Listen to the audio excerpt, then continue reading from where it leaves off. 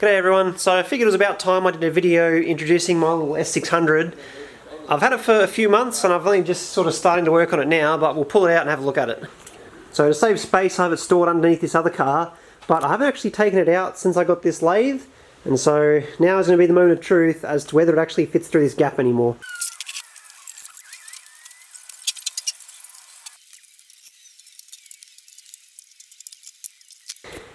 Well, that's about as out as it's going to come.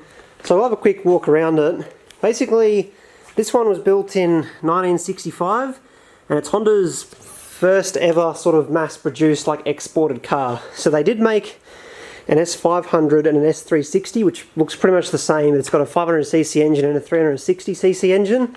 Those never actually made it to mass production. This is the first one that Honda built. So it's kind of like Honda's first real car. So the biggest thing people sort of know these for is the engine. So I guess first thing we'll have a look at is the engine. This is the one I have here. Needs some work, but we'll get there. First thing you notice is it's a quad carb. It's dual overhead cam. It's all aluminium. The red line, or the stock red line, is about 10,000 RPM, and in some racing versions they're revving them to 13,000 RPM, which is like completely nuts for a stock car. Like, this is from the 1960s, so you don't even get cars today. It really shows where this is the roots of the Honda S cars. So this one, like the S500, the S600, the S800, and then the S2000 is the one most people know. Most people don't even realise that the S2000 is one in a few of lineup. Like, it's, yeah, this is the granddad of the S2000. So there's not heaps I can show you here. The rocker cover, take it off and have a quick look inside it.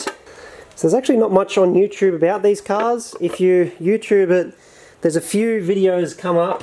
One has only been put up in the last like month of a pretty big car channel, I forget the name, doing a video on it. Their video is pretty good. But there's not really having a close look at everything. So if you want to have a look at everything, stay tuned, watch this video. If you reckon it's long and boring, then go look at one of my other videos. So you can see the cam system is shim and buckets. The cams act directly on the valves. It runs a timing chain rather than a belt, so which is kind of old school, but this is all to help it rev super high rather than having a rocker system. And the fact that it's dual overhead cam in the 60s is awesome. Like the Austins and the Triumphs and stuff that you get this era, and like the Datsun Fairladies, they were like single cam cast iron and weren't even close to competing with this.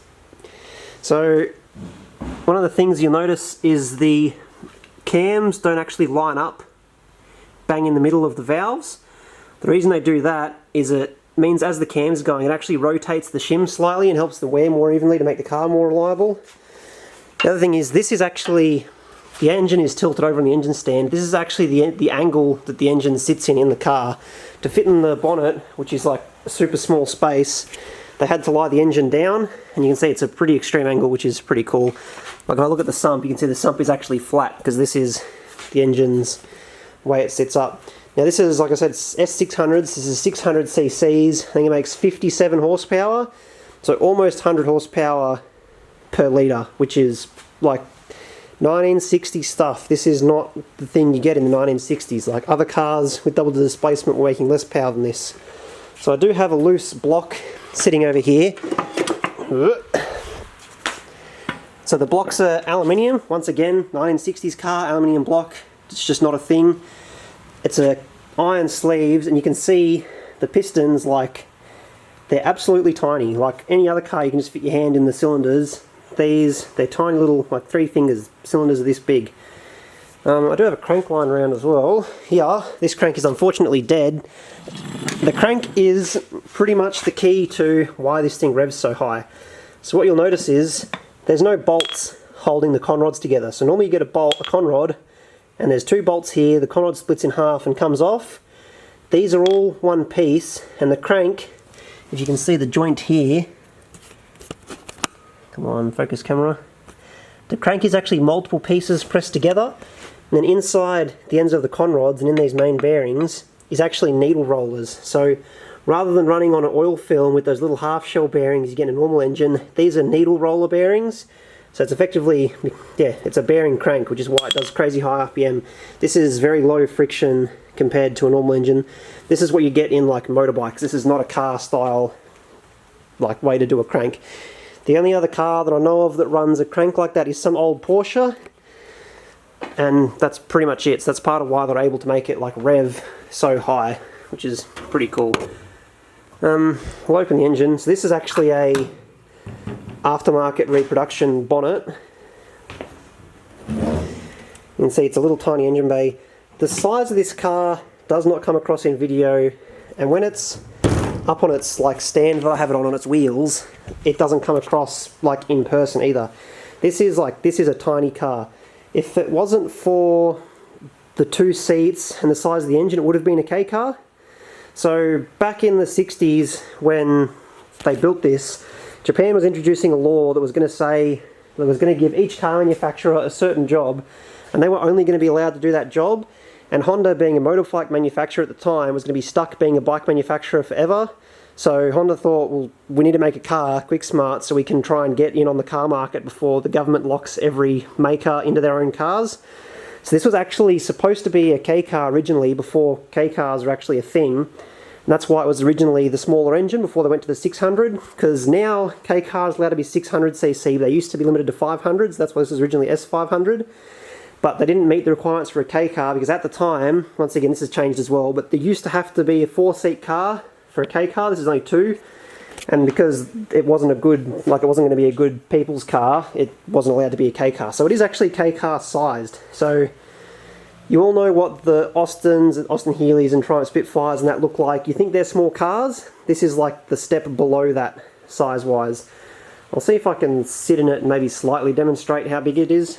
So maybe now that I'm sitting in the car, you actually have some sense of scale.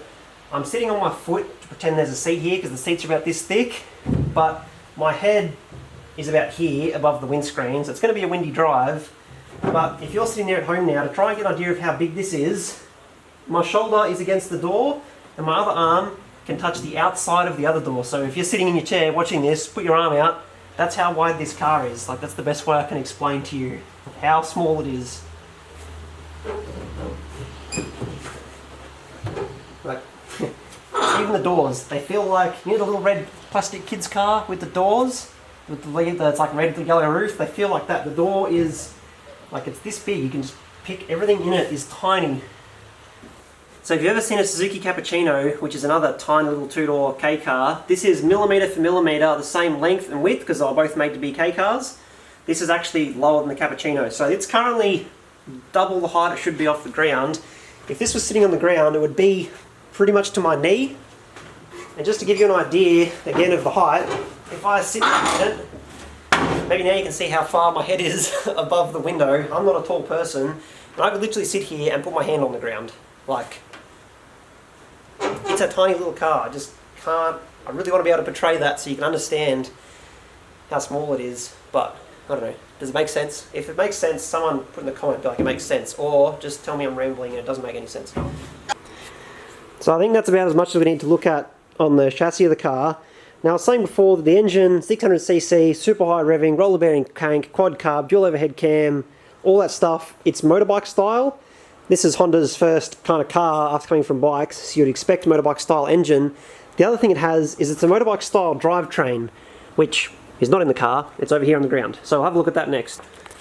So, like everything else in the car, tiny, here's the diff, like, you can pick it up one hand. The wing gear is like this big, but the odd thing about it is this is the rear axle. So this car is actually chain driven, which is taken from motorbikes again.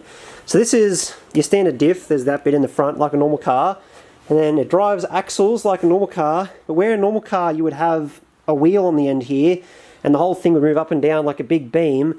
This actually has chains inside these cases, and then chains drive back to the back wheels, and these pivot up and down independently of the axle.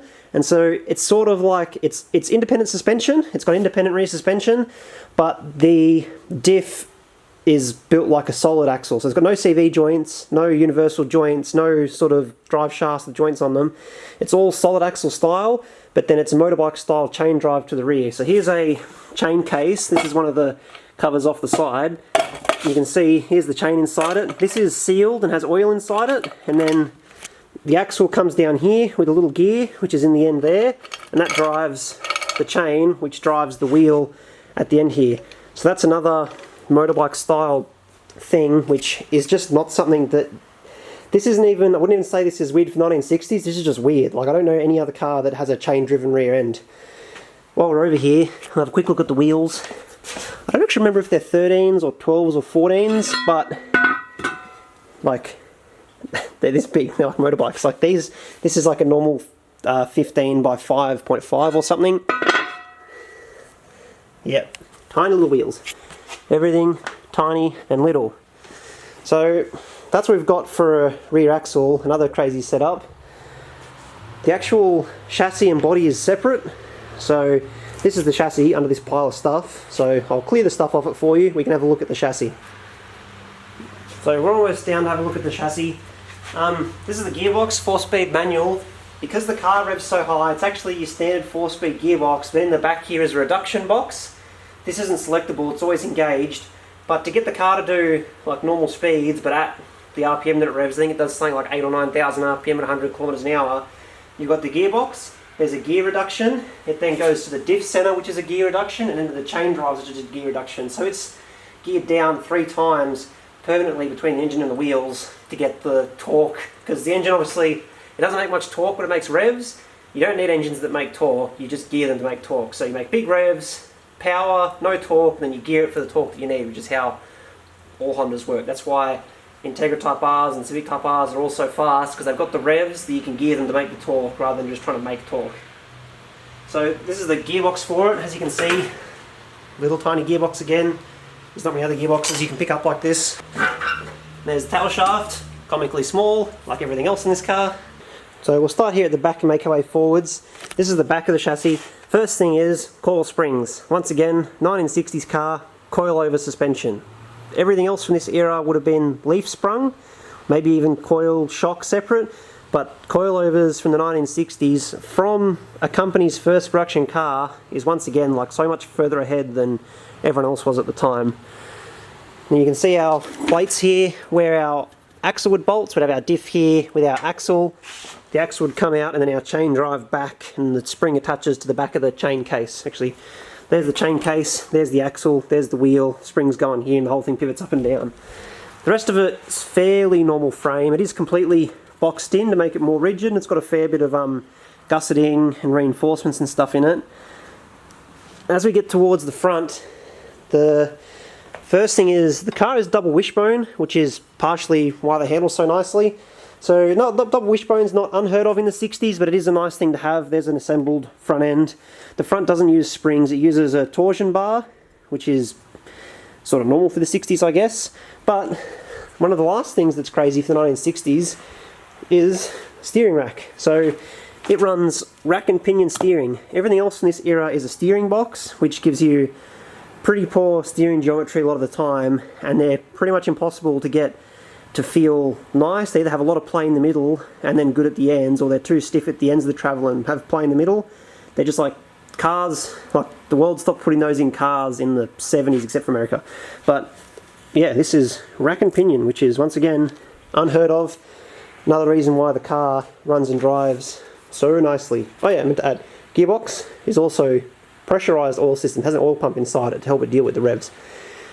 But yeah, I've got a bit of work to do on this chassis. This has actually had a different engine in it at some point. Someone's cut these little corners out, so I'll have to fix that. But I will be putting up pretty much everything I do on this. I'll be putting updates on my channel. You just saw my video that I put up on how to unseize master cylinders. That was the first work done to help with this car. I've got boxes and boxes of parts for it. First part I pulled out, master cylinder, so I thought I'll fix that. So the next thing I'm going to do now is get the rest of the cylinders out of the brakes and start fixing those. Alright, so hopefully you enjoyed the video. Hopefully it's worth me pulling all the bits out from under the other car. Get to put them all away now. But make sure you leave a comment, tell me if you thought this was good or if it was boring. If you got any questions about the car or any bits you want to see in particular, let me know and I'll put up a video about them, or just reply to the comment. I'm super excited to get working on this. The fact that there's even one here is awesome. I've seen one in Japan a few years ago, and other than that I've only ever seen them in museums.